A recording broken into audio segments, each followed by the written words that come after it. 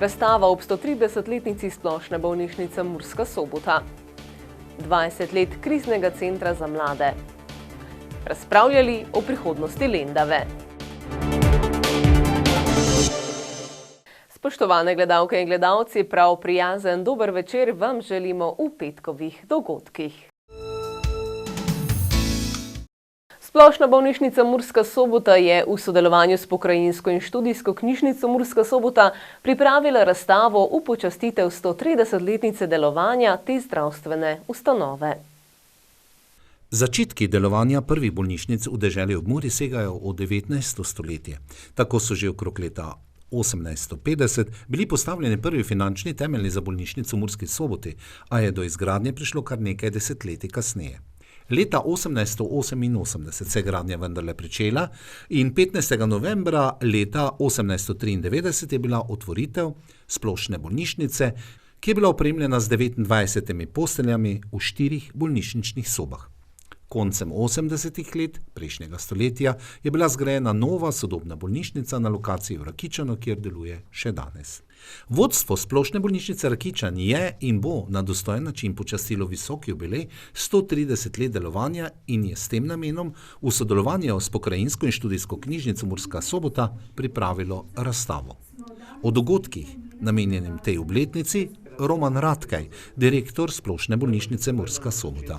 V sodelovanju z študijsko knjižnico smo se odločili, da naredimo tudi razstavo, kajti gre za vseeno 130 let, to je visoka obletnica od ustanovitve Splošne bolnišnice v Murski Soboti, tako da ta razstava bo trajala tudi mesec dni.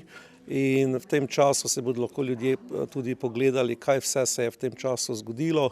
In potem bomo še na koncu 15. decembra, kjer bomo zaključili s svečano prireditvijo, kjer bodo prišli tudi najvišji predstavniki v državi.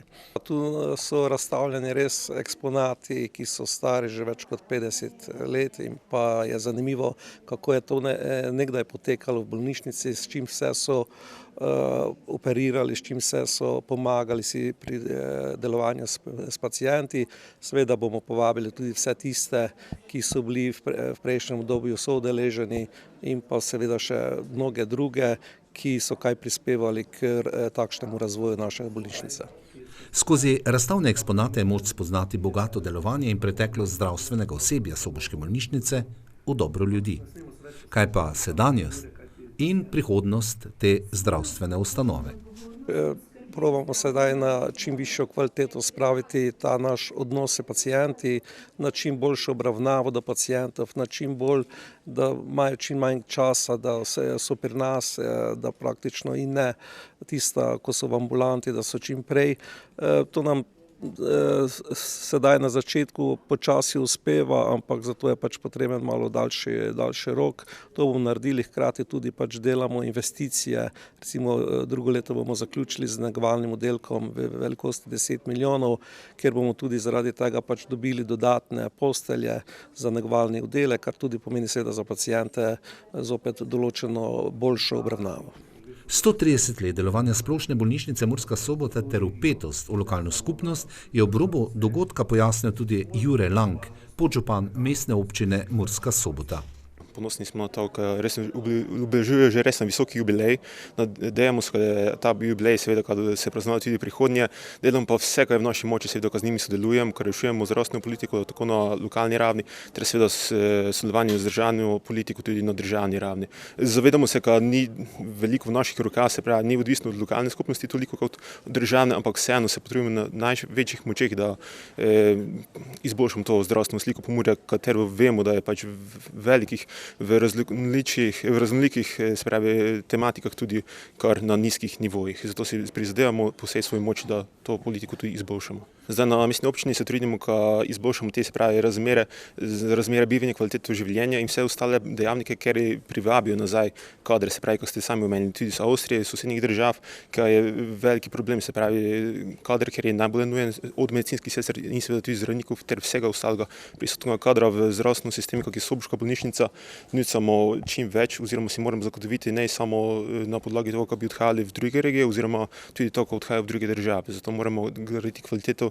bivanja tako na državni ravni, kot tudi na lokalni ravni, se pravi, kako bomo perspektivna občina v odnosi do drugih regij in drugih občin. 130 jubilej ni kar tak, je kar veliki dosežek, zato bomo seveda tudi to na mestni občini izredno počastili, seveda vsekak si zaslužijo. In sedanjim kadr in vseh prejšnjih vodstva, ker so zaslužni za to, ki je bolnica Gnez, kak največji zaposlovalec Pomurja, kot tudi v srednji medicinski zdravstveni center Pomurja, ker je rešil in se pravi povečal kvaliteto zdravstva v naši regiji na mnogo načinov.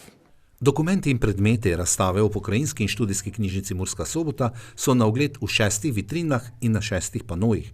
Razstavo je za javnost postavil dr. Albert Halas, bibliotekar in domoznanec pokrajinske in študijske knjižnice Murska Sobota. Z ostalimi sodelavci pri razstavi, torej tudi z kolegicami in kolegi iz knjižnice in pa iz bolnišnice, smo postavili to razstavo, ki priča o 130 letih delovanja bolnišnice v Murski Soboti.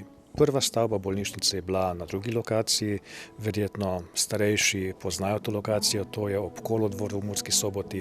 No in čez čas, ko je pač bolnišnica prerasla svoje prostore, so se preselili po drugi svetovni vojni na današnjo lokacijo v Rakičan.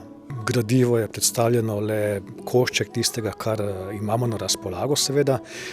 To je bolj zaradi vizualnega dojemanja časa pred desetletji in seveda bolnišnica in lekarne so takrat pripravljala zdravila sama in imamo tudi te recepture in tudi neke predmete, ki so jih pred nedavnim še uporabljali, danes pa ne več.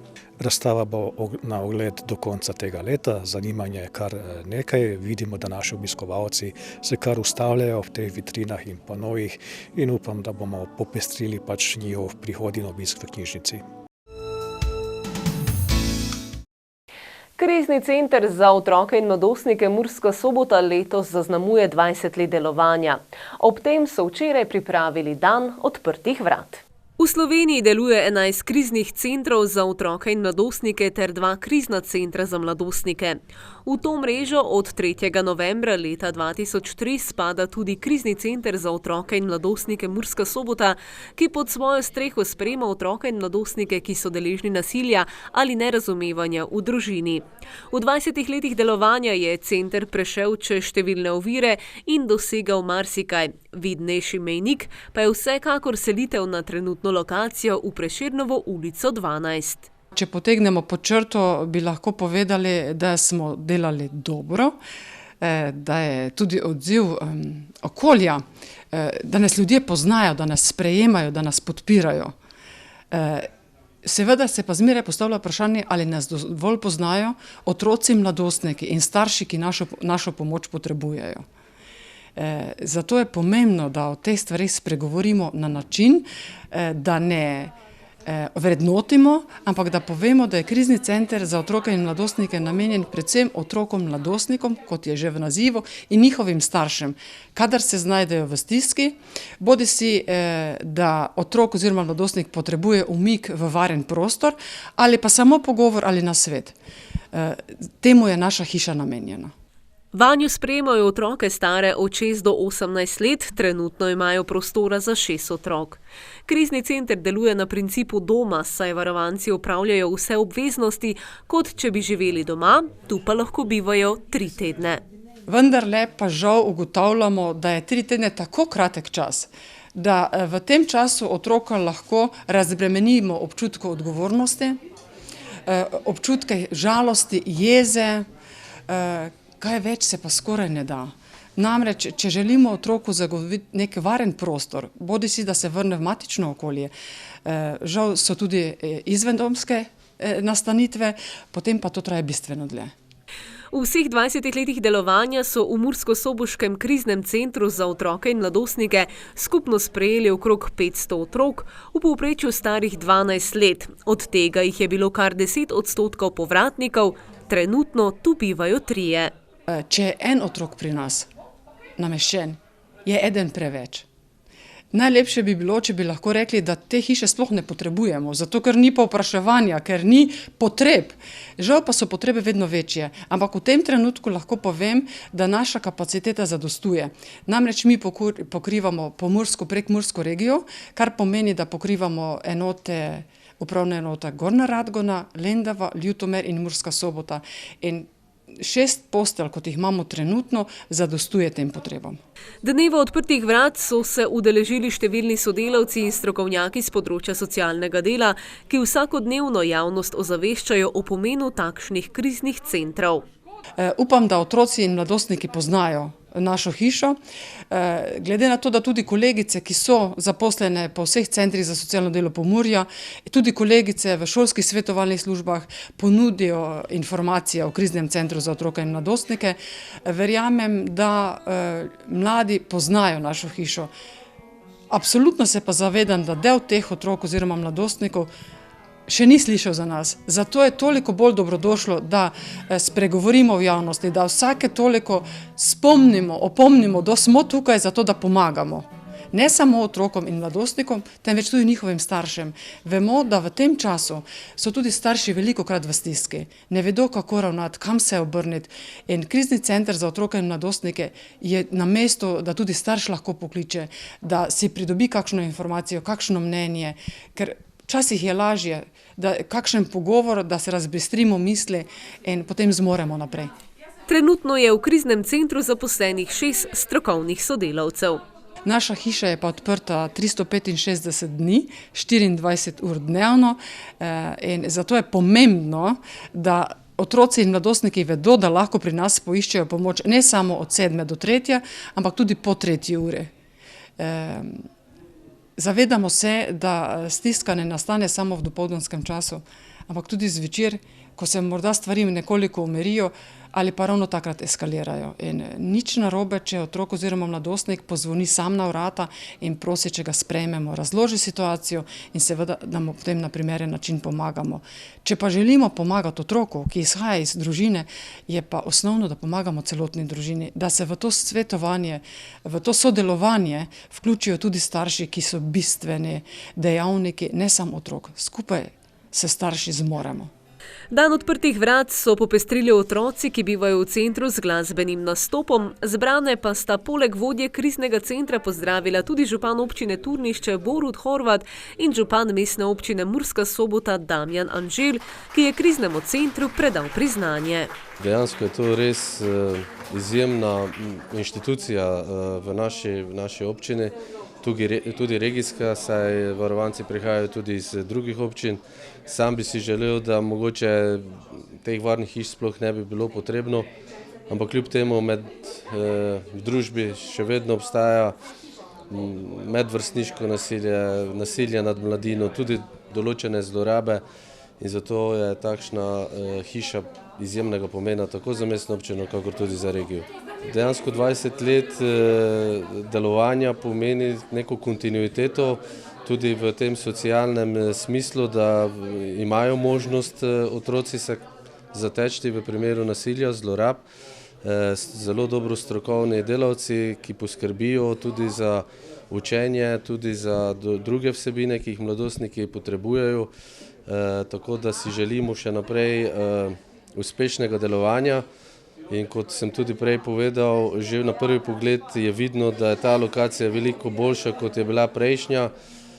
Tudi prostorsko omogoča več prostora za samo upravljanje dejavnosti, tako da nekako je ta lokacija res primerna in izžareva neko toploto, tako od varovancev, kakor tudi od zaposlenih. O dobrem delu sodelavcev kriznega centra pa pričajo v prvi vrsti povratne informacije s terena. Običajno je naš način dela takšen, da še spremljamo otroka oziroma mladostnika, ko se vrne v matično družino ali pa žal, če gre v kakšno drugo inštitucijo ali morda celo v rejniško družino. Dobivamo povratne informacije, v začetku so takšne, hvala Bogu, da sem šel iz kriznega centra. Čez leto ali 2 ali 5 ali pa 10, tako kot imamo primere, pa rečejo, super, veste, koliko ste mi pomagali. Takrat sploh nisem vedela, da mi pomagate, takrat ste mi težili.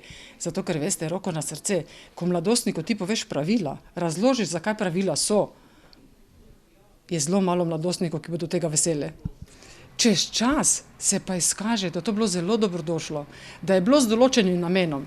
In ko dobiš to informacijo, pomagali ste mi, zadnjič mi je ena deklica rekla celo, krizni center je zame kot drugi dom. Kaj hočeš lepšega? To je to. V hotelu Kubis v Lendavi pa je v četrtek zvečer pod organizacijo tamkajšnjih socialnih demokratov potekala odprta razprava pod naslovom Tvoje mnenje o prihodnosti in razvoju Lendave.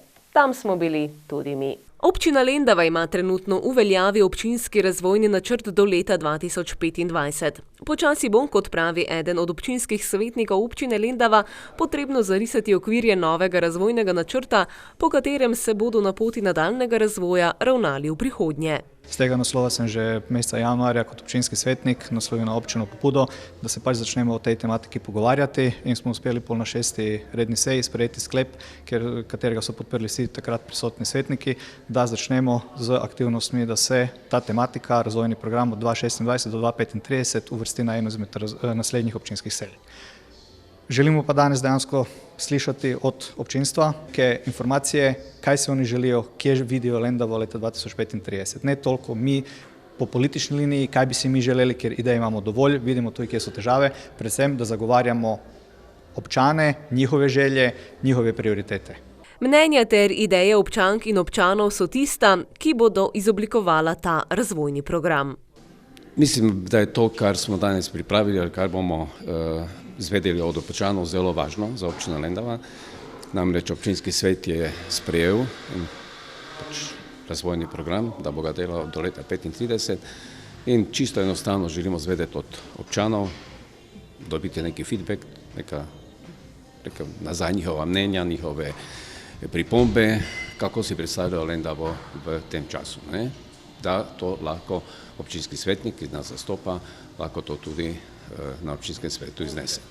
Razvojni program občine je sicer strateški dokument, ki vključuje usmeritve za razvoj občine na vseh področjih. Moramo zajeti mlade, moramo zajeti delovno aktivno prebivalstvo, moramo zajeti starejše prebivalstvo in moramo na koncu zajeti tudi vsa gospodarska področja, od turizma, športa, drugih podjetij, kateri delujejo tukaj.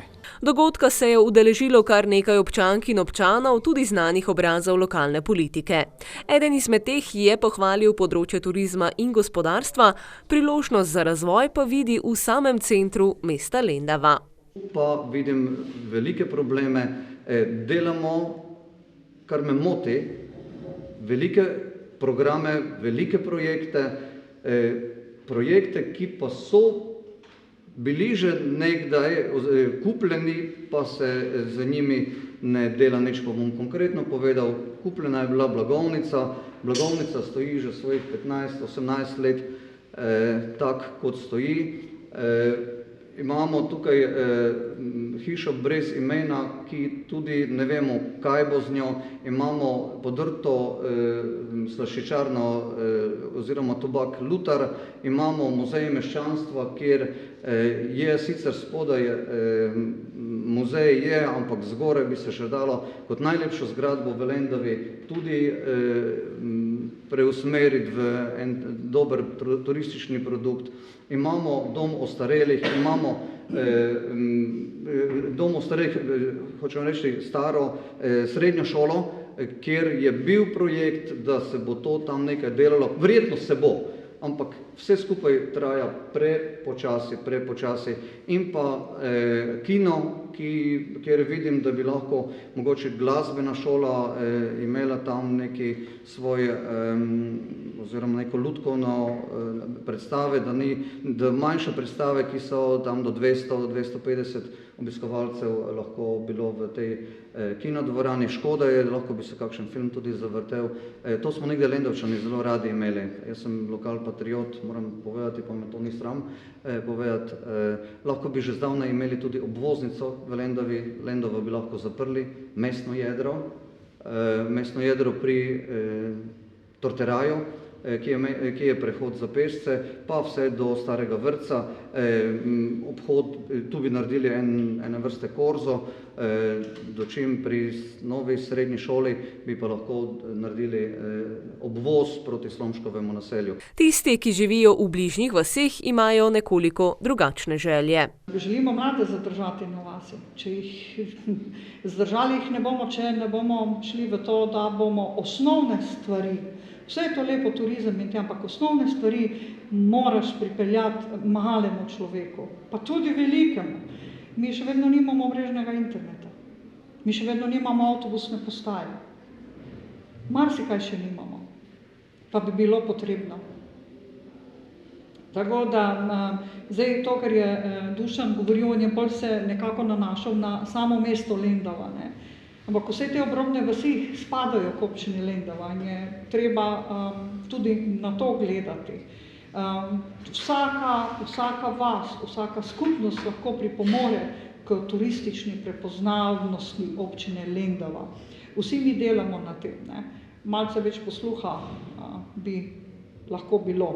In katere razvojne ideje o prihodnosti občine Lendava imajo organizatorji dogodka pod naslovom Tvoje mnenje o prihodnosti in razvoju Lendave? Je to definitivno je turizem, ne? To je ena od prvih vej, ki Lendava ima zelo velike možnosti. Če gledam vse občine v Pomurju, ne, je Lendava tista, ki je lahko vodilna na tem področju. Poleg še celega Prekmurja, ki tako in tako zavzema eno celoto v turizmu, ne? Tako da se mi lahko zelo aktivno vključimo v ta razvoj. Drugo pa so tudi, bom rekel, ene nove platforme, nove zadeve, ki bi jih mladi lahko uvedli v razvoj. To je IT tehnologija, to so stvari, ki so sedaj zelo vroče in mislim, da če bo tudi srednja šola šla v to, pa vidim, da tudi gre v to, da se lahko tudi v tej smeri nekaj razvija. Pomembno se je prvo pogovarjati tudi, kaj bo z prostorom stare nafte Lendava, kaj ima država v ideji s tistim prostorom, oziroma kaj bi si občani, kaj bi občina želela tam narediti.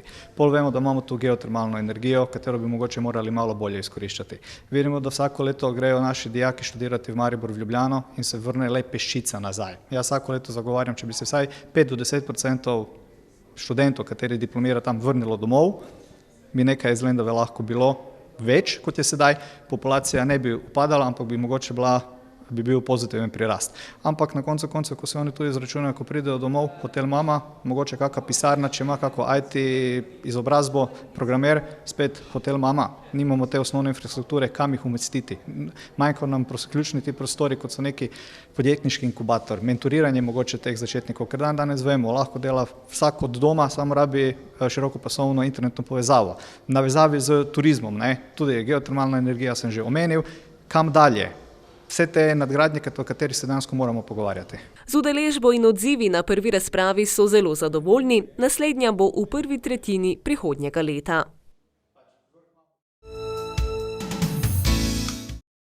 Toliko gledalke in gledalci v današnjih petkovih dogodkih. Želimo vam kar se da lep konec tedna. Srečno!